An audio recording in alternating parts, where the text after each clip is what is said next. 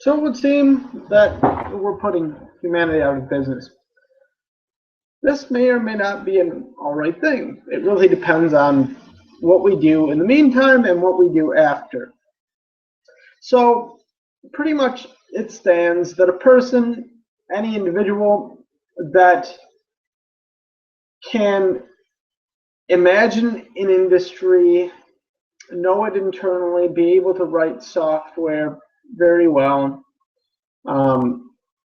They might get a team, a small team, put it together, 3, 4, 5, 10 to 100 people, and destroy an industry, an economy. It's out there.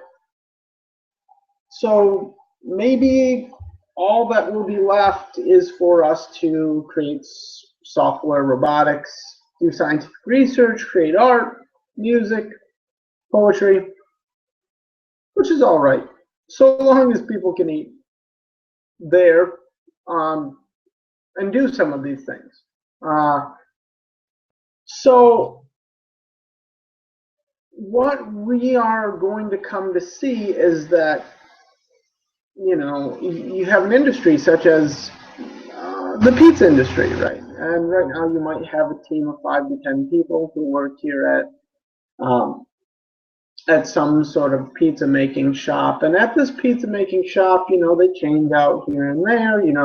They do some rather robotic things, folding pizza, prep work, and then making these pizzas from and on demand, which is very dehumanizing. But, it's work. And work is good, and not only that, but it gets you out, it gets you into space with other human beings um,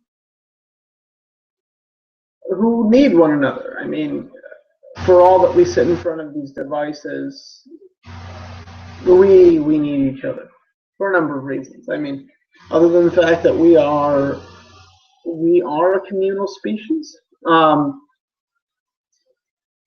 but putting ourselves out of business. So we really have to prepare for what that means.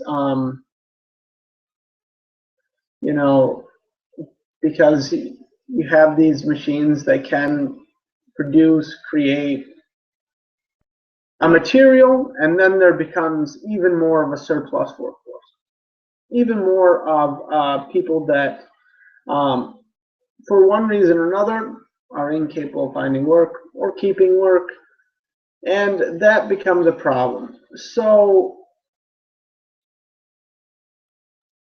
until the Industrial Revolution, there really wasn't a surplus labor force. Almost everybody had a job or did work in one way or another.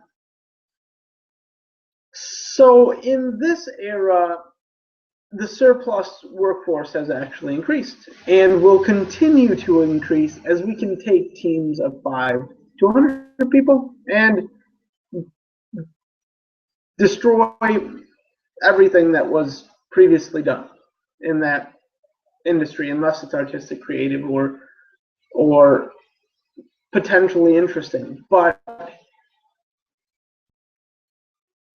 here's the deal: is that not all people are going to be born with those interests, capacities, capabilities, and even if they are,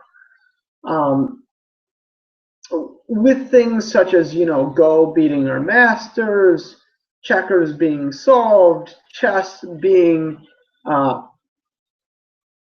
more and more unbeatable by human opponents, we really have to start to think about, well, what is it that's important, or what is it to create a good life? So, I mean, all of the things that we thought of if we exist as a species, such as philosophy, become even more important than they ever did, even previously.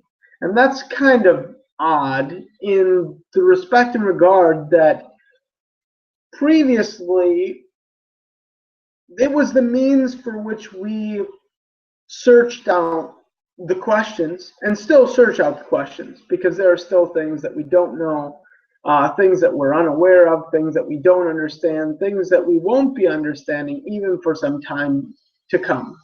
But we might write really great software, or the software might write itself at a point that can search the stars, can see anomalies that we have no potential of seeing, because the data set's so large that currently, without augmentation is certainly possible, you're not going to see it.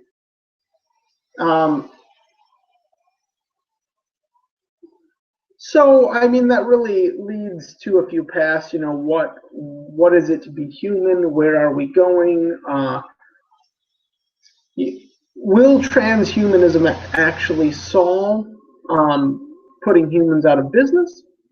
Will it be all right for us to simply be computational entities? I don't know. You're going to have to think about that. But think about being put out of business. Think about what you're going to do about it. Think about being creative so that you can create industries that don't exist, so that at least for a little while you can be in business. Maybe a few other people you love can be in business. And if you're really good or creative, you might be able to really keep some people in business. All right. Enjoy being alive. Have a good day. Luminosity.